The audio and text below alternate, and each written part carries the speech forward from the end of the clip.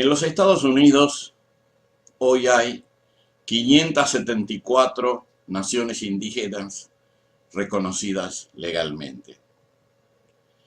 Probablemente antes de la colonización europea en América del Norte, en lo que hoy son los Estados Unidos y Canadá, había más de 1.500 naciones con territorios tradicionales, con lenguas propias y culturas diferenciables. Hoy, incluyendo las naciones que existen en Canadá, son unas 700 naciones sobrevivientes. Se les denomina naciones, tribus, pueblos, bandas, comunidades o aldeas, pero se trata de pueblos con antiquísimas tradiciones que comparten historias, modos de ver el mundo, formas de relatar sus mitos y leyendas. Son más de 700 naciones que viven en la exclusión y la invisibilidad. Es difícil, cuando no imposible, recordarlas a todas. No daría el tiempo de esta presentación ni nuestra energía para repasar los inventarios y mencionarlas.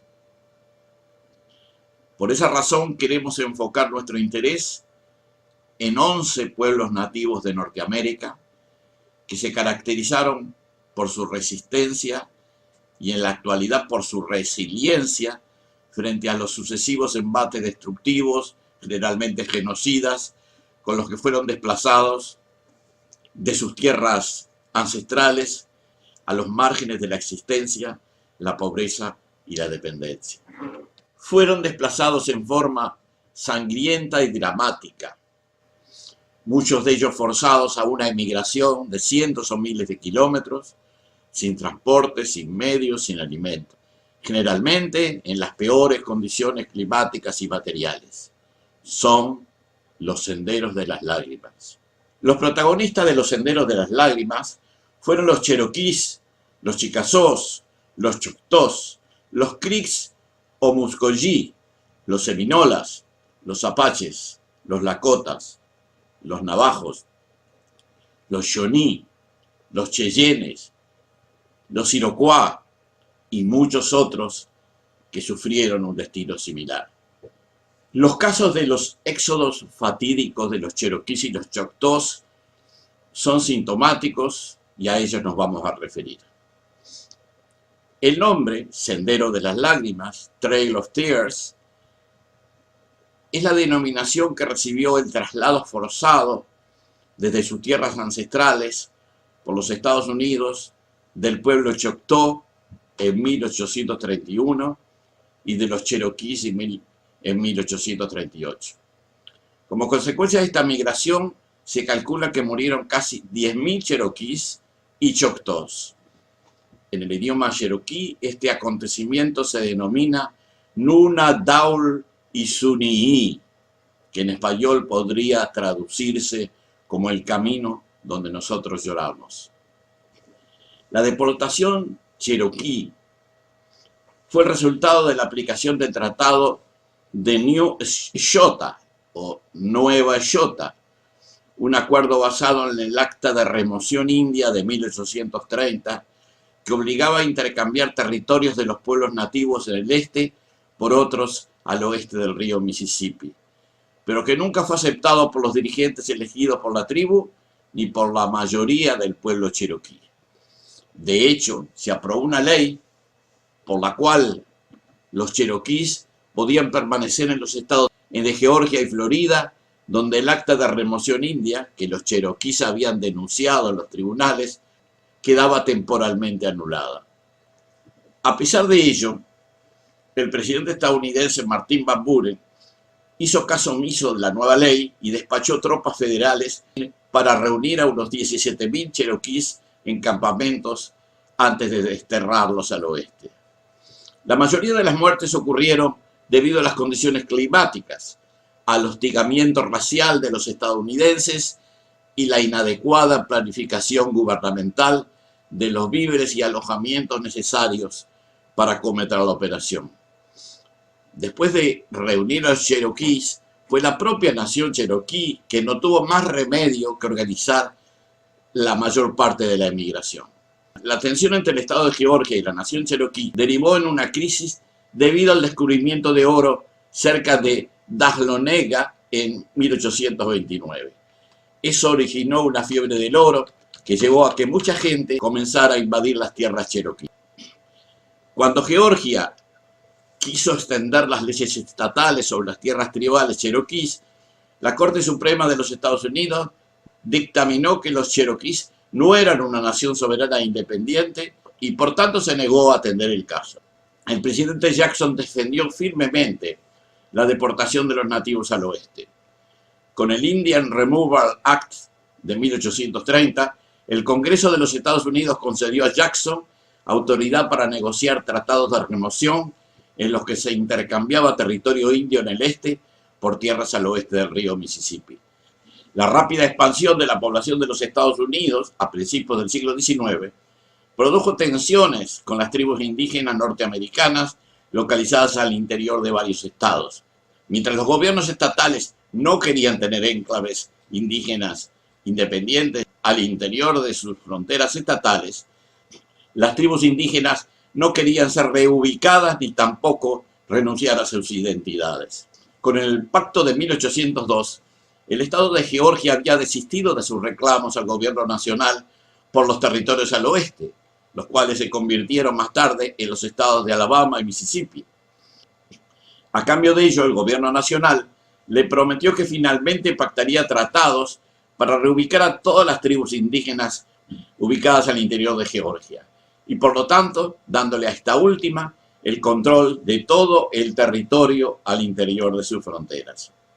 Sin embargo, los cherokees, cuyas tierras tribales ancestrales se superponían con las fronteras de los estados de Georgia, Tennessee, Carolina del Norte y Alabama, rehusaron moverse.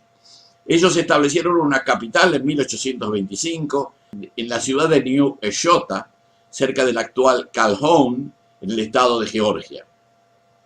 Además, y guiados por el jefe principal John Ross y por Major Rich, portavoz del Consejo Nacional Cherokee, los cherokees adoptaron una constitución escrita el 26 de julio de 1827, declarando a la nación cherokee como una nación soberana e independiente. Con la reelección de Andrew Jackson en 1832, algunos de los oponentes al traslado cherokee comenzaron a cambiar de postura. Mientras tanto, anticipándose a la remoción de los cherokees, el estado de Georgia comenzó a realizar pujas para dividir las tierras tribales cherokees entre los georgianos blancos. Frente a la inminencia del traslado, la nación cherokee se dividió en dos grupos: los cherokees del oeste, encabezados por el comandante Rich, y los del este, que continuaban reconociendo la autoridad del jefe John Ross como jefe de la nación cherokee. El gobierno de los Estados Unidos propuso pagar a los cherokees $4.500.000 para que ellos mismos se trasladaran.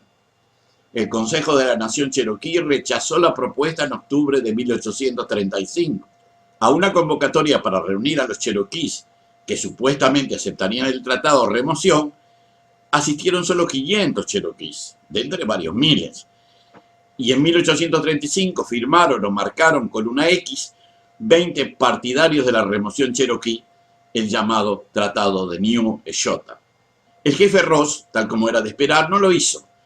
Las firmas conculcaban la ley de la nación cherokee, que se había aprobado en 1829, pues esta castigaba la cesión por escrito de las tierras cherokee con la pena capital. Ni un solo oficial del Consejo Cherokee firmó el documento. Este tratado entregaba todo el territorio cherokee al este del río Mississippi a los estadounidenses. Pese a las protestas del Consejo Nacional Cherokee y del jefe Ross, argumentando que el documento era un fraude, el Congreso ratificó el tratado el 23 de mayo de 1836, aunque por una mayoría de un único voto. Por su parte, los Choctaws sufrieron los efectos del tratado llamado The Treaty of Dancing Rabbit, el arroyo del conejo que baila. Este fue el primer tratado de deportación que entró en vigor conforme a la ley de deportación indígena. El tratado cedió alrededor de 45.000 kilómetros cuadrados de la nación Choctaw, en lo que ahora es Mississippi, a cambio de unos 61.000 kilómetros cuadrados en el territorio indio, ahora llamado Estado de Oklahoma. Después de ceder sus tierras, los Choctaws emigraron en 3 etapas. La primera en el otoño de 1831, la segunda en 1832 y la última en 1833. El Tratado de Dancing Rabbit Creek fue ratificado por el Senado de los Estados Unidos el 25 de febrero de 1831 y el presidente estaba ansioso por convertirlo en un modelo de eliminación. Alrededor de 15.000 Choctaws dejaron la antigua nación Choctaw para el territorio indio, que es gran parte del estado de Oklahoma en la actualidad. La palabra Oklahoma en Choctaw significa gente roja. Las estimaciones de finales del siglo XX indican que entre 5.000 y 6.000 Choctaw permanecieron en Mississippi en 1831 después de la primera eliminación. Durante los siguientes 10 años fueron objeto de crecientes conflictos legales, acoso e intimidación. Los Choctaw describieron su situación en 1849.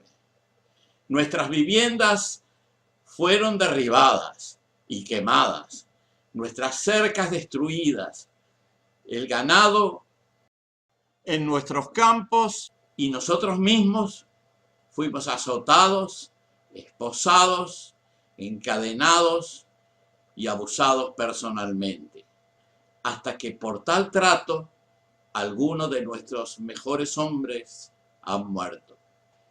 Las mudanzas continuaron hasta principios del siglo XX. En 1903, otros 300 Choctaw de Mississippi fueron forzados para que se mudaran a Oklahoma. La nación Choctaw continuó existiendo hasta que se creó Oklahoma como estado. Su gobierno fue desmantelado bajo la ley Curtis, junto con los de otras naciones nativas americanas en el antiguo territorio indio, para permitir la admisión de Oklahoma como estado. Sus tierras comunales fueron divididas y asignadas a hogares individuales bajo la ley Dawes, para aumentar la asimilación como agricultores al estilo estadounidense. Estados Unidos declaró que las tierras comunales restantes, después de la asignación, eran excedentes y las vendieron a los colonos estadounidenses.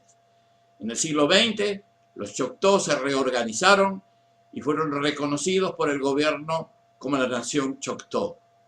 Los descendientes de los Choctaw, que se quedaron en Mississippi, se reorganizaron como la Banda de Indios Choctaw de Mississippi en 1945 y obtuvieron el reconocimiento federal. Finalmente, los Senderos de las Lágrimas se reprodujeron con muchos pueblos nativos más. En próximos videos trataremos de describir las crónicas de su resistencia y de su resiliencia a través del tiempo y hasta la actualidad.